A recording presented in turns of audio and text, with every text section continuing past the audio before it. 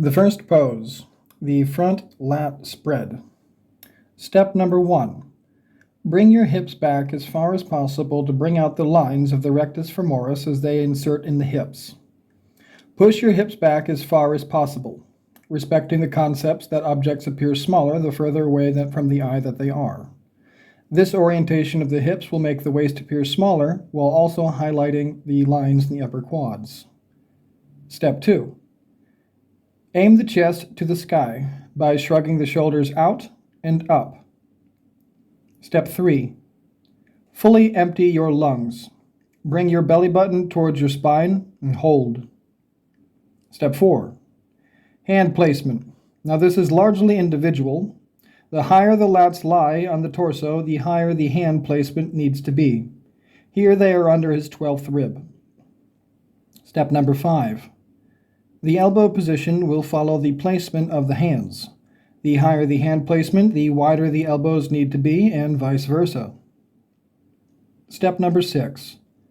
Use your fist to press into the abdomen. If enough pressure is applied by the hands, it helps shrink the waist and pull the skin taut. Step 7. Screw the feet into the floor. Exaggerate the arches in the feet by directing most of the body weight to the outsides of your foot. Step number 8. Knees pressed towards the sides of the room. Spread the floor with your feet, shifting your weight to the outsides of your feet.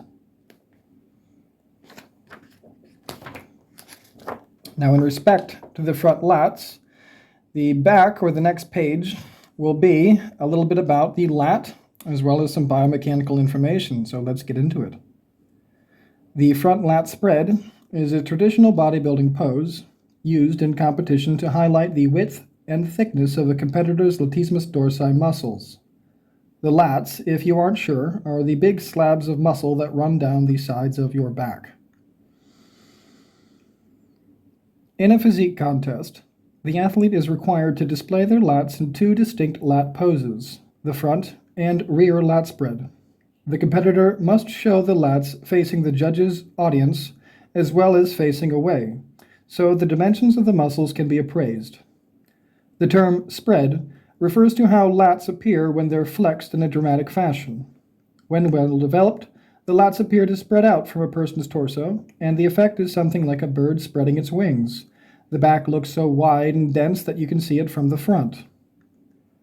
The lats work to pull the arms from overhead to down to your sides, extending your shoulder joints. They are the main upper body muscles involved in climbing and swimming. You need to have good shoulder mobility to spread your lats impressively, and you should be able to raise your shoulders up and down, retract and protract them through a large range of motion, completely pain-free.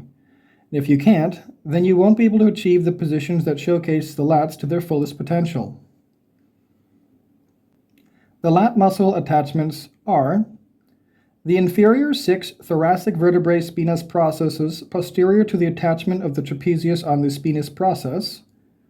The latissimus dorso attaches to the lumbar and sacral spinous processes T6 to S5 levels via the thoracolumbar fascia and the supraspinatus ligament. The posterior iliac crest, as well as the lower 3 to 4 ribs, where it connects with the external oblique muscle, and the inferior angle of the scapular blade are additional attachments of the musculature system.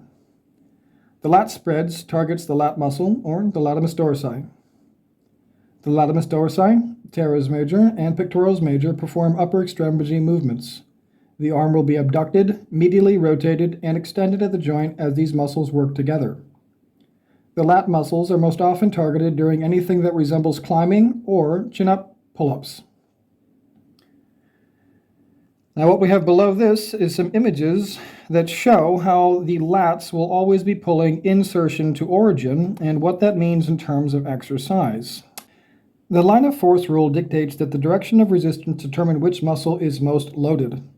At the 730 direction, the load will be most on the muscle that has its origins at the 130 position.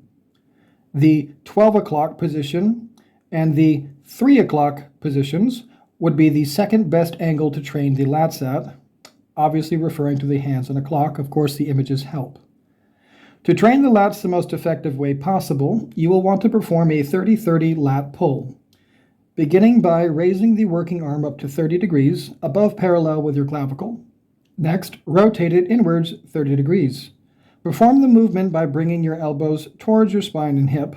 Make sure the cable is parallel with your forearm for the duration of the movement.